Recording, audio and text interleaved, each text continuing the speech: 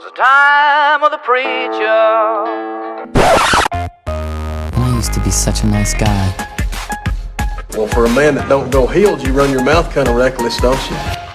It's a little too early for being that loud. Hey, too late. What an incredible Cinderella story. This unknown comes out of nowhere. I guess I'm the only one that remains unaffiliated. Welcome to the 4-1 podcast, where for 4 minutes we tackle one topic. Today I want to talk to you about dads, specifically my dad. I love my dad. He's probably like the coolest guy I've ever met, but it's funny thing about dads, he's also like the most aggravating, the most embarrassing, all those things like wrapped into one that just makes him my dad. And I love my dad. You know, growing up, I looked up to my dad. I wanted to be just like him. I remember putting on his cowboy boots and walking around the house pretending like I was him. Those were some big boots to fill.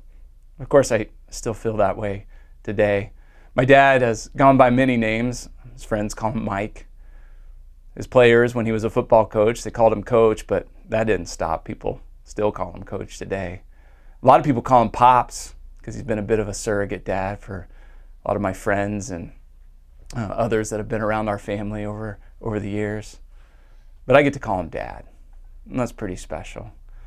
Now, I've always told stories about my dad. That's kind of what I do. I'm a storyteller. And in fact, I told so many stories about my dad when I was in middle school. By the time I got into high school, guys were repeating the stories. They called them Bo stories, and people I didn't even know had heard these stories and were like sharing them, and it was just a weird thing. But my dad's always been my hero. My dad's also embarrassed me a lot over the years. I moved 2,000 miles away to New Hampshire. My mom and dad still live in Texas, but they come up to visit. And I like to show them off, take them to places I love to go. And there's a Mexican food restaurant I go several times a week to. And I took them there, and sure enough, my dad did his classic restaurant thing. His coffee cup was empty. And so he raised it up like this and held it until the waiter came over and put coffee in it. I was so embarrassed. I was like, Dad, this is my restaurant. These are my people. Can you just wait? They'll come eventually. They'll take care of us. But when they filled his cup, he looked right at him and said, Garcias. Because that's what he does. Garcias.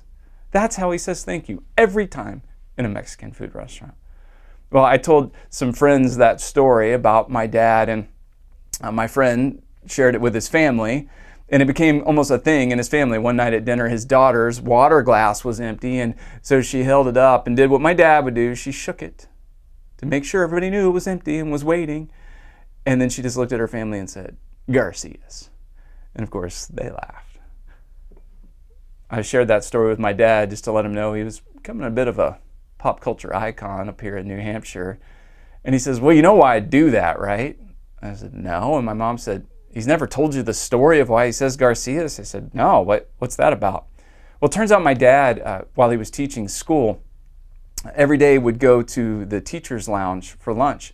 And the Spanish teacher would come in, and for 3 years, the Spanish teacher sat at a table with him, and often she would take the tray, his tray, when she would go throw away her tray, and every time she did it, my dad would say, Garcias.